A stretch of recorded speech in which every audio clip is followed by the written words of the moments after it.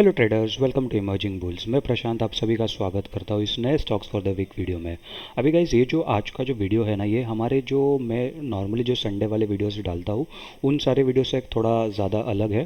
क्योंकि अगर हम लोग देखेंगे कि हर बारी यूजुअली मार्केट अच्छा मोमेंटम दे रहा था, उसके उस टाइम पे अच्छे स्टॉक्स मिलना काफ़ी ज़्यादा आसान हो जाता है कंपेरेटिवली। बट पिछले हफ्ते अगर हम लोग देखेंगे तो मार्केट में अच्छी खासी गिरावट आई है। अभी ऐसे सेलिंग प्रेशर में या ऐसी गिरावट में स्ट्रॉन्ग स्टॉक्स ढूंढना काफ़ी ज़्यादा मुश्किल हो जाता है। अभी स्ट्रॉन्ग स्टॉक्स क्या होते हैं? स्ट्रॉन्ग स्टॉक्स का एक ही मतलब होता है कि मान लो जैसे अगर ओवरऑल इंडेक्स अगर नीचे की तरफ जा रहा है, ठीक है, जैसे कि हम लोग को दिखाई दिया है निफ्टी में अच्छी खासी गिरावट आई है पिछले हफ्ते। बट उसके बाद कोई ऐसा स्टॉक है जो अपना इंपॉर्टेंट रेजिस्टेंस है, या तो इंपॉर्टेंट रेजिस्टेंस को ब्रेक कर रहा है, या तो फिर जितना मार्केट गिरा है ये उतना ज़्यादा नहीं गिरा है, जब बल्कि उसके अगेंस्ट में इसने एक स्ट्रॉन्ग ग्रीन कैंडल बना दी है। तो इस स्टॉक्स को बोलते हैं हम लोग स्ट्रॉन्ग स्टॉक्स। तो इसमें क्या होता है ना कि अगर ऐसे ख़राब मार्केट में भी अगर वो स्टॉक्स ने सर्वाइव कर लिया, तो जब मार्केट रिवाइव होगा तब इन स्टॉक्स में और ज़्यादा अच्छा मोमेंटम आ सकता है। अभी पहले तो हम लोग सारे सेक्टर का एनालिसिस कर लेते हैं। अभी आप देखोगे ये मेरी वॉच लिस्ट है, ये वीकली टाइम फ्रेम के हिसाब से मैं इसको सॉर्ट कर देता हूँ। आप देखोगे पिछले हफ्ते रियलिटी सेक्टर में 7% की गिरावट आई, ऑटो में 5%, 6% एक्चुअली 5.98, एनर्जी में 5.49, फाइनेंशियल्स में 5%, और निफ्टी 50 खुद 4.5% गिर चुका है। सिर्फ एक मेटल सेक्टर था जिसके अंदर थोड़ी बहुत पॉजिटिव मोमेंटम रहा है, जो कि हम लोग नेग्लिजिबल ही बोलेंगे, 0.5%, मतलब वो ज़्यादा कुछ हुआ नहीं है। ठीक है, अभी अगर हम लोग निफ्टी के एनालिसिस करते हैं, अगर निफ्टी का अभी मैं सपोर्ट एंड रेजिस्टेंस की बात करूँ तो जो इस वीक की जो कैंडल थी उसका ही जो हायर पॉइंट और जो लो पॉइंट है वही हम लोग का सपोर्ट होगा और रेजिस्टेंस होगा। तो सपोर्ट है कहीं ना कहीं 25,000 का राउंड नंबर है, और जो रेजिस्टेंस है वो 26,000 का। जो ये 1000 पॉइंट का जो रेंज है वीकली टाइम फ्रेम के हिसाब से कहीं ना कहीं एक वोलेटिलिटी जोन हो सकता है। तो जब तक ये ब्रेकआउट नहीं करता या ब्रेकडाउन नहीं करता, तब तक मेरे हिसाब से कहीं एक एक स्ट्रॉन्ग मोमेंटम हम लोग को नज़र आता हुआ नहीं दिख रहा है। अभी अगर आने वाले हफ्ते में मान लो अगर निफ्टी ने 25,000 का जो सपोर्ट है अगर ये ब्रेक कर दिया, तो मेरे एनालिसिस के हिसाब से कहीं ना कहीं हम लोग 24,000 और उसके नीचे जो 50 डे मूविंग एवरेज है 23,000 के आसपास के लेवल्स भी हम लोग देख सकते हैं। और ये मैंने पिछले काफ़ी सारे वीडियो में भी बताया आप लोगों को गाइस, कि जब भी 50 डे मूविंग एवरेज से ज़्यादा दूर अगर निफ्टी चले जाएगा वीकली टाइम फ्रेम के हिसाब से, तो एक बार उसको 50 डे मूविंग एवरेज के आसपास आना ही पड़ेगा। अभी चाहे वो साइडवेज होके आए या चाहे अच्छी खासी गिरावट आए फिर आए, बट उसको आना ही पड़ेगा।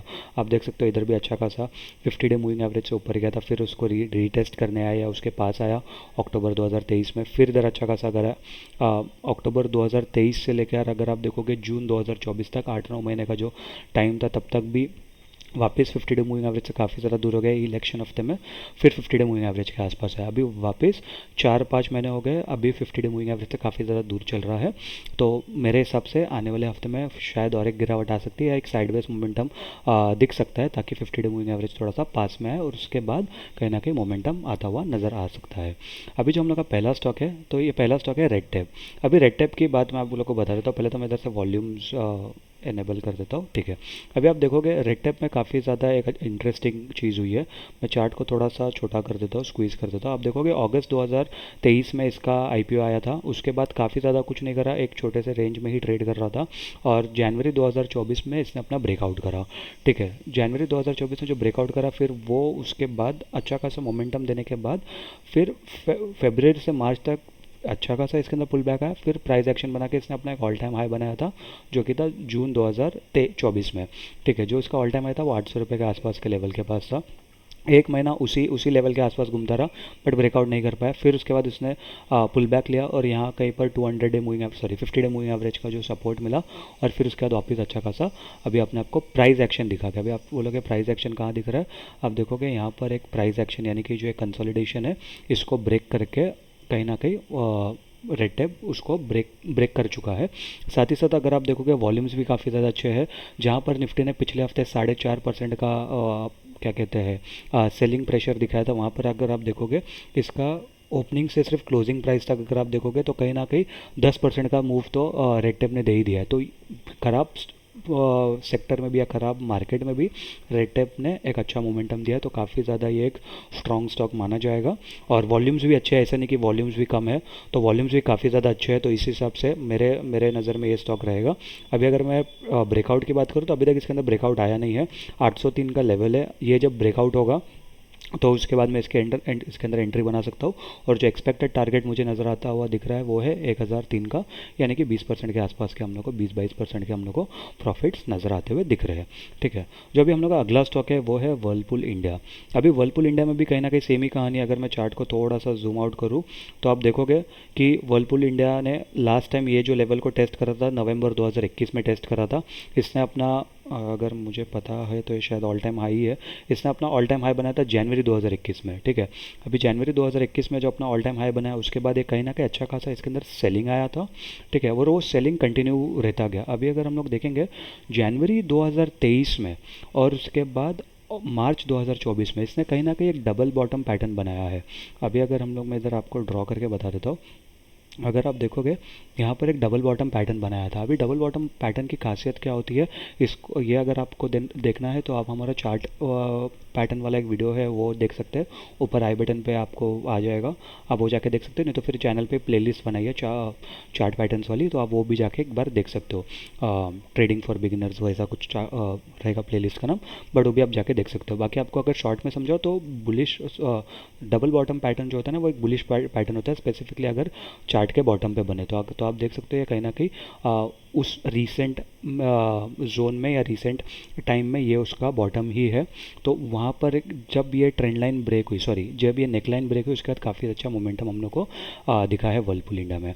अभी अगर मैं चार्ट को थोड़ा सा जूम करूँ तो आप देखोगे जैसे ही नेक लाइन ब्रेक हुई 50 डे 200 दोनों मूविंग एवरेज को ब्रेक करा, साथ ही साथ इधर 50 डे और 200 मूविंग एवरेज का क्रॉस ओवर भी दिख रहा है, जिसके ऊपर भी मैंने एक डेडिकेटेड वीडियो ऑलरेडी बना चुका है। आप वो भी इंडिकेटर्स वाले प्लेलिस्ट में आप जाके देख सकते हो कि 50 डे और 200 डे मूविंग एवरेज का क्रॉस ओवर कितना ज़्यादा इंपॉर्टेंट होता है। तो उसके बाद इसने सितंबर 2024 में उस लेवल को ब्रेक करने की कोशिश करा बट ब्रेक नहीं कर पाया। बट आप देखोगे एक अच्छा पुल बैक आने के बाद वापस दो बड़े ग्रीन कैंडल्स बने, साथ ही साथ वॉल्यूम्स भी ठीक ठाक ही है। तो वॉल्यूम्स और कैंडल्स स्ट्रॉन्ग स्ट्रॉन्ग कोरिलेशन है और वो लोग में मोमेंटम भी अच्छा हुआ दिख रहा है हम लोग को। अभी अगर मैं बात करूँ हम लोग का जो रेंज कैलकुलेशन मेथड है उसके हिसाब से अगर बात करूँ तो ब्रेकआउट इसका ऑलरेडी हो चुका है 2288 के लेवल पर। करंट मार्केट प्राइस इसका 2362 है।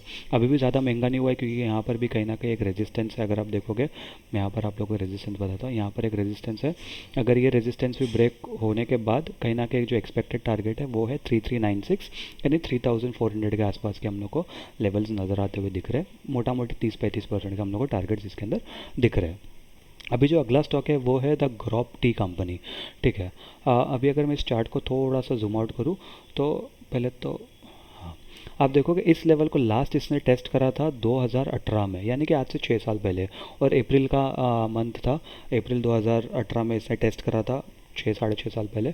उसके बाद इस लेवल को आखिरी मतलब ये 1500 का लेवल था। उसके बाद करीबन 2020 तक यानी कि 4-5 साल तक ये 200 रुपये के आसपास ट्रेड कर रहा था।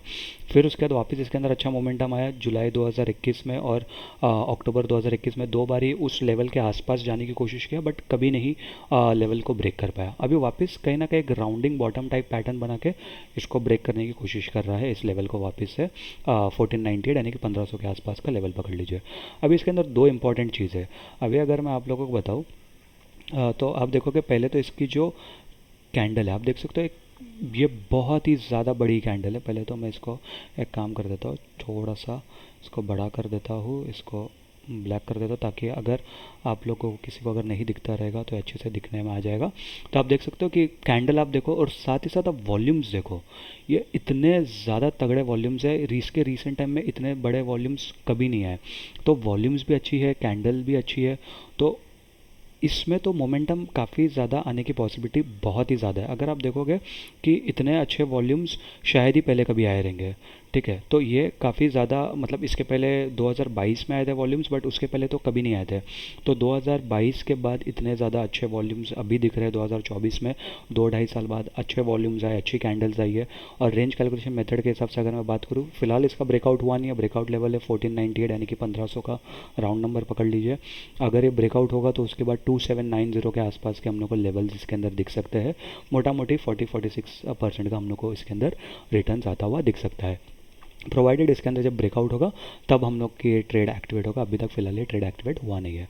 अभी जो हम लोग का आखिरी स्टॉक है वो है वो स्टॉक को मैंने पहले भी कोई तो एक वीडियो में शेयर करा था बट अभी ये जो स्टॉक है ये इसका 12-14 के आसपास का लेवल है, ये ब्रेक कर रहा है। तो ये काफ़ी ज़्यादा एक मल्टी ईयर ब्रेकआउट है।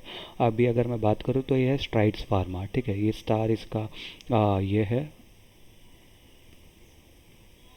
एक मिनट, हाँ, अगर मैंने चार्ट को इधर जूम कर लिया तो आप देखोगे ये जो लेवल है 2015 में ये लेवल को टेस्ट करा गया था, जो इसका ऑल टाइम हाई था, यानी कि 1457 के आसपास का लेवल। उसके पहले कभी इस लेवल को टेस्ट नहीं करा गया। अगर आप देखोगे पहले मैं वहाँ पर जा अगर देखोगे 2000 के आसपास इसका आईपीओ आया था 1000 रुपये के लेवल पर, बट काफ़ी टाइम स्ट्रगल करने के बाद इसने 15 साल बाद 2000 ईयर 2000 में इसका आईपीओ आया था, उसके बाद ये 2015 में इसने अपना ऑल टाइम हाई बनाया और उसके बाद काफ़ी ज़्यादा इसके अंदर सेलिंग आई। बट इसके अंदर भी अगर आप देखोगे तो कहीं ना कहीं इसके अंदर भी एक अच्छा खासा यहाँ पर एक डबल डबल बॉटम कह लीजिए, ट्रिपल बॉटम कह लीजिए, वैसा पैटर्न बना।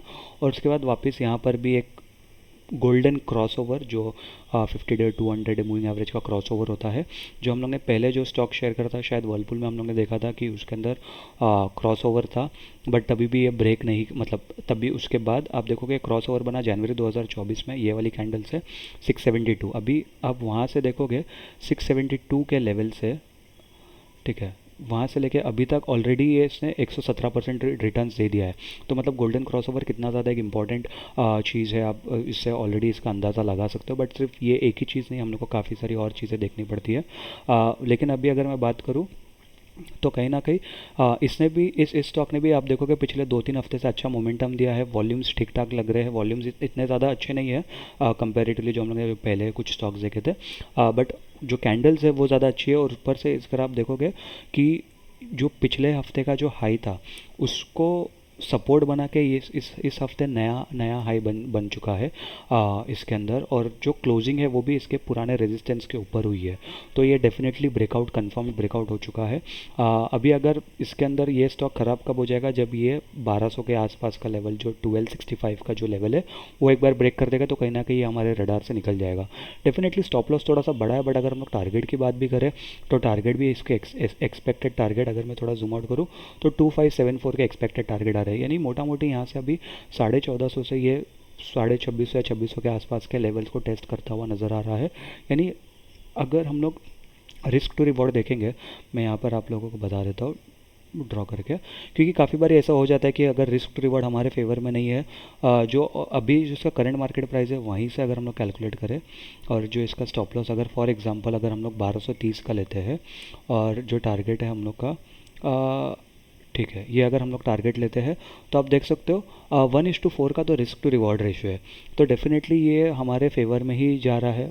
1:4.8 एक्चुअली, तो मोटा मोटी 1:5 के आसपास का रिस्क टू रिवॉर्ड रेशियो है, तो ये काफ़ी ज़्यादा एक अच्छा रिस्क टू रिवॉर्ड रेशियो माना जाएगा मेरे हिसाब से। बाकी आप क्या कहते हो ज़रूर कमेंट करके बताना कि ये रिस्क टू रिवॉर्ड अच्छा है नहीं है। इनमें से चारों में से कौन से स्टॉक है जो आपको ज़्यादा अच्छे लगे, किसमें मैं कुछ कोई दूसरे स्टॉक है जो शायद मेरी नज़रों से निकल गया रहेगा, तो ज़रूर एक बार कमेंट करके बता देना। तो आई होप गाइस ये वीडियो आप लोगों को पसंद आया होगा। वीडियो अगर पसंद आया होगा तो वीडियो को लाइक कर देना, चैनल को सब्सक्राइब कर देना और कमेंट करके ज़रूर बताना आप लोगों को कौन से और वीडियोस चाहिए। तब तक मैं मिलता हूँ आपसे अगले वीडियो में, तब तक के लिए गुड बाय।